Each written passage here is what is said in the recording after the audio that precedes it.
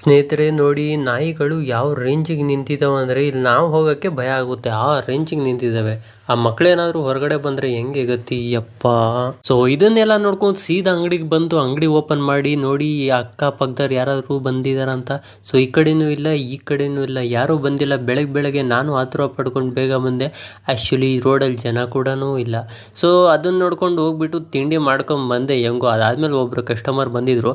So ಒಂದು customer ಬಂದರೆ ನಾವು ಎಷ್ಟು ಐಟಮ್ನ ತೆಗಿತೀವಿ ನೋಡಿ. ಸೊ ಒಬ್ಬರು ಕಸ್ಟಮರ್ ಬಂದು ಹೋದ ತಕ್ಷಣ ಅವರು ಒಂದು ಐಟಮ್ ತಗೊಂಡೋಗ್ತಾರೆ, ಆದರೆ ಹಿಂದೆ ಒಂದು ನಾವು 10 ಜೊತೆ ಆದರೂ ತೆಗ್ದು ತೋರಿಸಿರ್ತೀವಿ. ಸೊ ಅದನ್ನು ಇಟ್ಟು ಅದಾದಮೇಲೆ ಸೀದಾ ನಾನು ಹೋದೆ ಟೀ ಕುಡಿಯೋಣ ಅಂತ ಹೇಳ್ಬಿಟ್ಟು.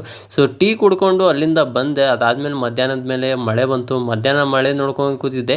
ಸೊ ಅಂಗಡಿ ಒಳಗಡೆ ಚಿಟ್ಟೆ ಬಂದಿತ್ತು, ಅದನ್ನು ನೋಡ್ತಾ ಇದ್ದೆ. ಮಸ್ತಾಗಿತ್ತು ಚಿಟ್ಟೆ. ಸೊ ಅದನ್ನು ಮುಗಿಸ್ಕೊಂಡು ಸೀದಾ ಮನೆಗೆ ಬಂದಾಗ ಸೊ ನಮ್ಮಮ್ಮ ತೊಳೆದು ಹಾಕಿದ್ದಂಥ ಬಟ್ಟೆಗಳನ್ನ ಎಲ್ಲ ಇಸ್ತಿರಿ ಮಾಡಿ ಎತ್ತಿಡಬೇಕಾಗಿತ್ತು.